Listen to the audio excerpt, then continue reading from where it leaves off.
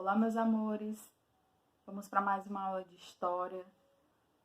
Vamos dar continuidade ao capítulo 9, os primeiros povoados e o cultivo da cana-de-açúcar. Então, no começo do capítulo, nós estudamos sobre os primeiros povoados, as primeiras cidades e o desenvolvimento delas, como elas cresceram ao redor de um forte, a maioria das nossas capitais, inclusive a nossa fortaleza, que cresceu ao redor de um forte. Essas fortificações construídas pelos portugueses para defender o litoral e dar início à colonização. E hoje vamos falar sobre a cana-de-açúcar. Então vamos pegar o nosso livro Marcha Criança, na página 86. Com a colonização, alguns portugueses escolhidos pelo rei receberam lotes de terra para dar início ao cultivo da cana-de-açúcar. O plantio começou em São Vicente, a primeira vila do Brasil, mas foi no nordeste da colônia que a cana-de-açúcar mais se desenvolveu. Essa região apresentava as condições naturais ideais para o cultivo da cana, como o clima tropical, quente e úmido, e o solo popularmente conhecido como massapê, terra fértil, argilosa e de cor escura. Nessa época, as terras da atual região Nordeste tornaram-se a principal região açucareira do Brasil, principalmente onde hoje localiza-se Pernambuco. Nos primeiros engenhos, o trabalho era realizado pelos indígenas, que eram capturados e escravizados pelos colonizadores.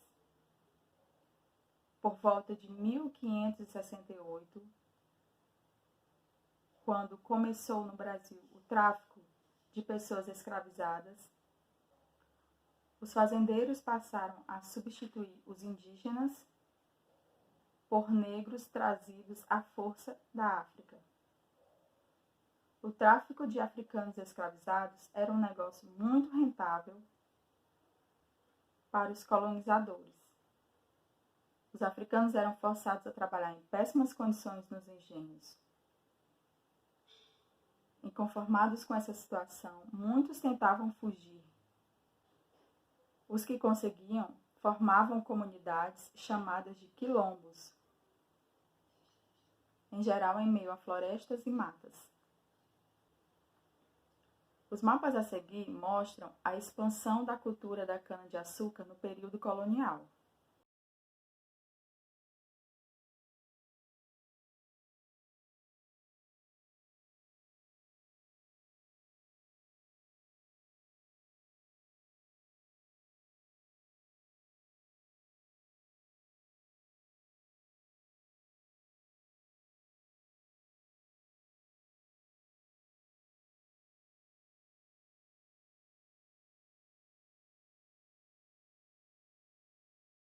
A produção do açúcar dominou a economia do Brasil por mais de 100 anos, entre os séculos XVI e XVII.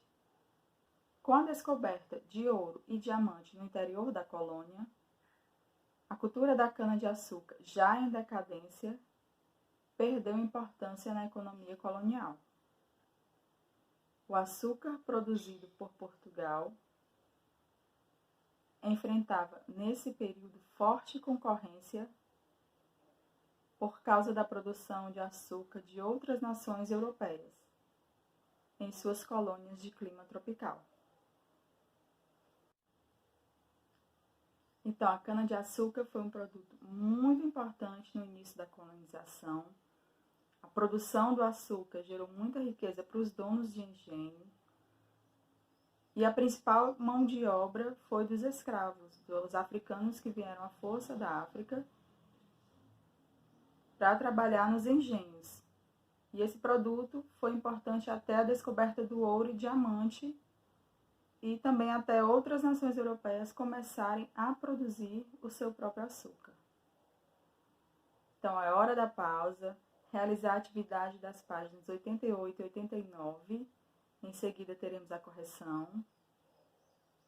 E ao desligar o vídeo, realize a atividade das páginas 90 e 91.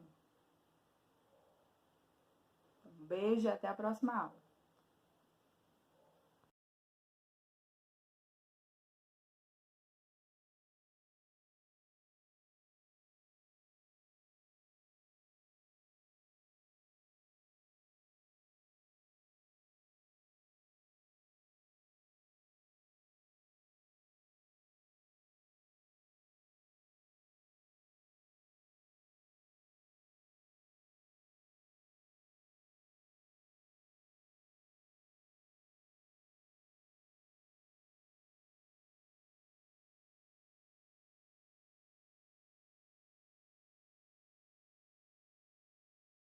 As primeiras mudas de cana-de-açúcar chegaram em território brasileiro pelas mãos de Martim Afonso de Souza, que ficou responsável por comandar a primeira expedição de colonização no Brasil, pois Portugal precisava ocupar a terra para não perdê-la.